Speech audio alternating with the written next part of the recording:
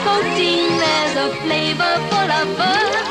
Unwrap the sensations from Needlers. 2 great flavors, juicy fruit or mint. It's 2 great sweets in one.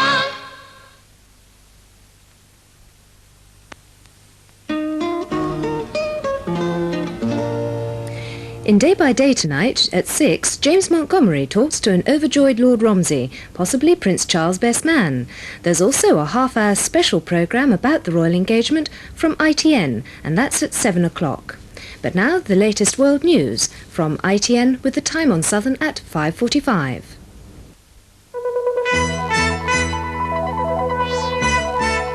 The news at 5:45 with Leonard Parkin.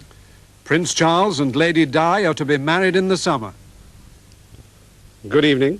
After months of speculation, it's official. Prince Charles is to marry Lady Diana Spencer. The announcement was made by Buckingham Palace at 11 o'clock this morning, and the wedding will probably take place in late July, although the exact date and the place haven't yet been decided. As the couple posed for photographers in the grounds of Buckingham Palace this afternoon, it was revealed that the engagement has been a secret for 3 weeks. The Prince actually proposed to Lady Diana early this month. First met. If you can remember. Can you remember when you first met? Yes, certainly can. It was 1977. Charles came to stay as a friend of my sister Sarah's for a shoot. We sort of met in a ploughed field. Slightly previous to that, but I know. And what did you think then? What was your instant impression, both of you? What did you think about Lady Diana then? Well, I remember thinking what a very jolly and amusing and attractive 16-year-old she was. And, I mean, great fun. And bouncy and full of life and everything. And I don't know what you thought of me. Pretty amazing. Did it cross either of your minds that in 3 years' time you would be announcing your engagement, thinking of getting married? No. Not at all. Well, at what point did you decide that this was the right lady for you? I mean, well, gradually. I mean, I suppose towards the end of the summer and the autumn last year, and I began to realise, what was going on in my mind and hers in particular, and all these things help. But, it was a gradual business.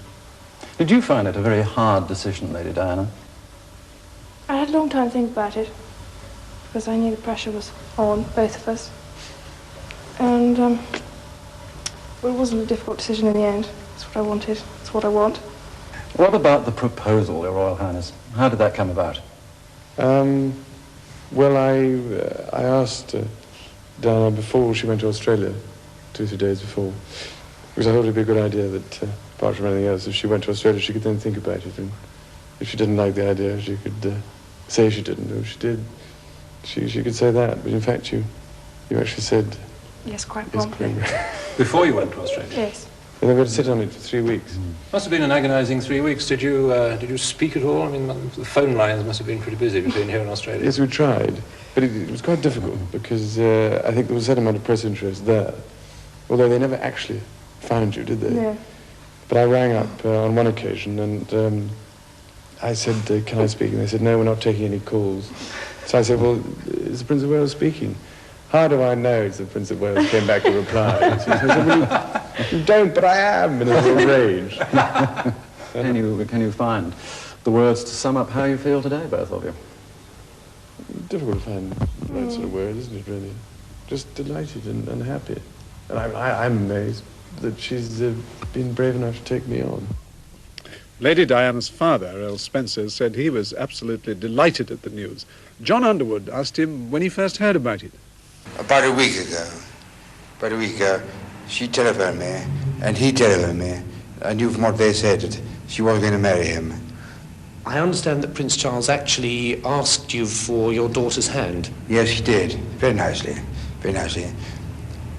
And he said, rather surprisingly, she agreed to marry me, he said. Up until now, of course, Buckingham Palace hasn't been able to afford much protection to your daughter from the gaze of the press. Has she stood up well to that pressure? Remarkably well. I'm amazed how well she stood up to it. They all loved her. That was a secret of it, really. All the press and the media, they all loved Diana and treated her really as well as they were able to, because they were journalists. It was their job. But Diana stood up to it wonderfully well, better than I thought she would do. And finally, your personal feeling on this auspicious day? Very excited, very proud. I'm sure Diana will be a wonderful wife to Prince Charles and a wonderful mother to his children. The first hint that an announcement was on the way came this morning when Prince Charles cancelled a scheduled visit to the Foreign Office. For the Queen, it was business as usual at Buckingham Palace, where she was holding an investiture. Outside, the band of the Scots Guards played Congratulations.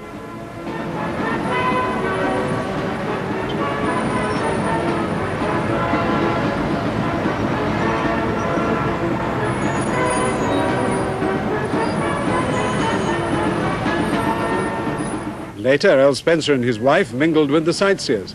He said they'd just come to take some pictures of the photographers. Anthony Carthew is outside the palace now.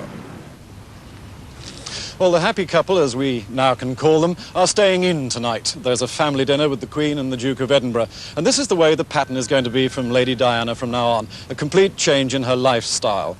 Gone are the days of flat sharing. Gone are the days of being a nanny in a kindergarten. She's had to give up both her flat and her job, because she is now, to all intents and purposes, a royal personage, and something as befits someone who one day will be Queen Diana. And now we wait for the possibility of a balcony appearance. It is only a possibility. There's understandably a very small crowd here at the moment because it's snowing here at Buckingham Palace. And from here, I hand you back to Leonard Parkin in the studio. Thank you, Tony. Well, Lady Diana is the first English girl to marry an heir to the throne for more than 300 years. At 19, she's almost 12 years younger than the prince, although she said today she never thought about the age gap, and Prince Charles said Lady Diana would certainly keep him young. Carol Barnes looks back at her career until now. As a child, Lady Diana was invited regularly to tea at Sandringham, which is literally the stately home next door, though she played more with Prince Andrew, who was nearer her age. And it was her sister, Lady Sarah, who was first linked romantically with the prince when they appeared together publicly 3 years ago. At this time, although Lady Diana was no longer the little girl the prince remembered, she'd only just left the exclusive girls' school in Kent, where she'd been a boarder since 1973, and the Swiss finishing school she could only stick for 6 weeks. Because Lady Diana didn't want all the razzmatazz of a Deb's life, so her father bought her the £100,000 Kensington flat she now shares with 2 other girls. She started work at a nearby primary school, and everything was fine until... Suddenly last September, the popular papers discovered she'd spent a weekend at Balmoral as the prince's special guest, and unsuspecting, she'd allowed them to photograph her at the school with the sun behind her, wearing no slip. Though the prince is said to have been pleasantly surprised, Lady Diana was embarrassed and hasn't talked to the press since, though she did talk to me about her work. Why did you go into teaching? What prompted you? Well, I adore children, so that's really why. What made you go into teaching, for example, instead of perhaps social service or something like that? Just seemed to appeal to me. Today, at the Pimlico school, which Lady Diana left only recently, the toddlers she looked after had only dimly worked out what had happened to the lady they remembered as Miss Diana. Do you remember Miss Diana? Yes. What was she like? Was she nice? Yes. What did she used to do with you? She took me to dancing. To where? Dancing. Dancing? Was that nice? Yes. Did she like dancing? Yes. Do you know who she's marrying? All of you? Yes. The headmistress, who only found out herself last night, told me Lady Diana had been highly valued. She was extremely good at helping us in the kitchen and was always very keen to get on and clear that up. She couldn't bear to see an untidy kitchen. She was a domestically minded sort of person. Yes. She told me, in fact, that she loved children. Did that come out? Oh, definitely. Yes. And how was she with them? She was always happy and outgoing, showed a great sense of humour, and was very relaxed with the children. Carol Barnes, ITN, at the Young England School in West London.